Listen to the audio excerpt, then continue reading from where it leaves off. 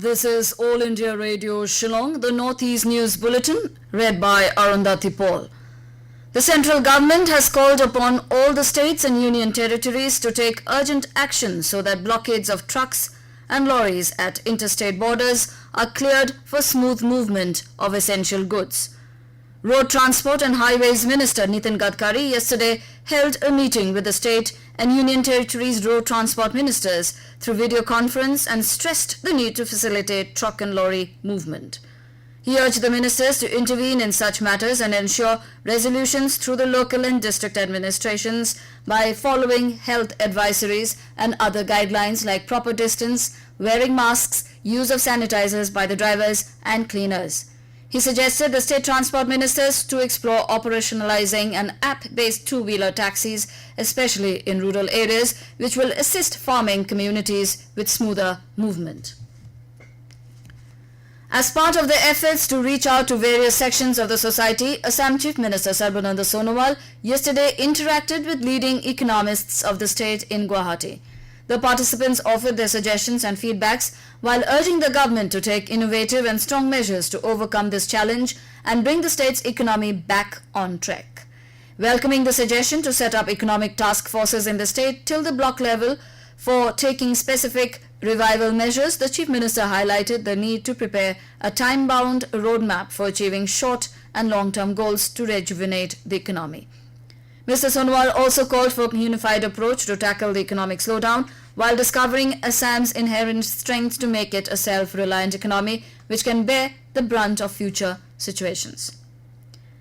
The Meghalaya government has decided to implement deferment of 50% in the gross salary of Chief Minister and ministers as well as all India services officers and deferment of 35% in the gross salary of Group A and B officers and 25% in respect of Group C staff of all departments except officers and staff of the Health and Family Welfare Department and Group C employees of the Home, Police and Civil Defence and Home Guards.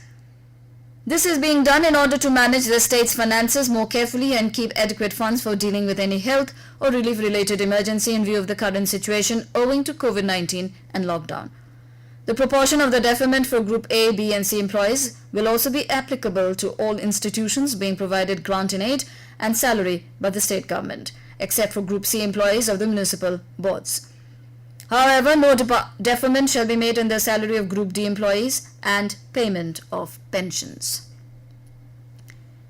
In Tripura, the Agartala Municipal Corporation along with the Agartala Smart City has designed a three-wheeler heavy-duty auto rickshaw into a mobile COVID-19 sample collection kiosk where medical staff can collect swab samples without physical contact with patients.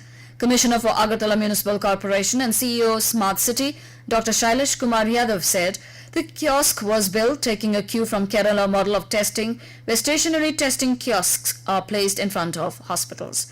The glass encasement will ease the requirement of wearing personal protection equipment while collecting swab samples.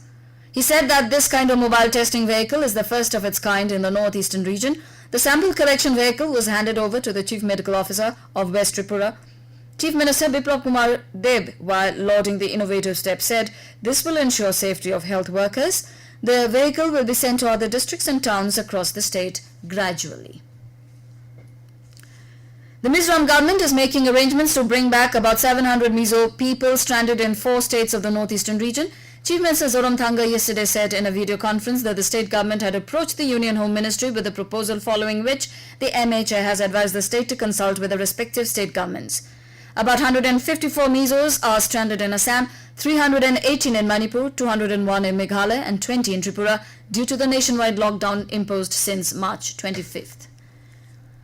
The Meghalaya government has constituted a state-level discharge committee relating to COVID-19 patients and persons under quarantine with Secretary Health and Family Welfare as the chairperson and DHS MI as member secretary along with other members which comprised of health experts.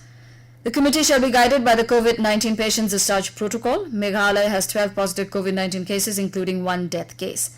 Till yesterday, out of 1,382 samples sent for test, 202 tested negative and the results of 168 tests are awaited.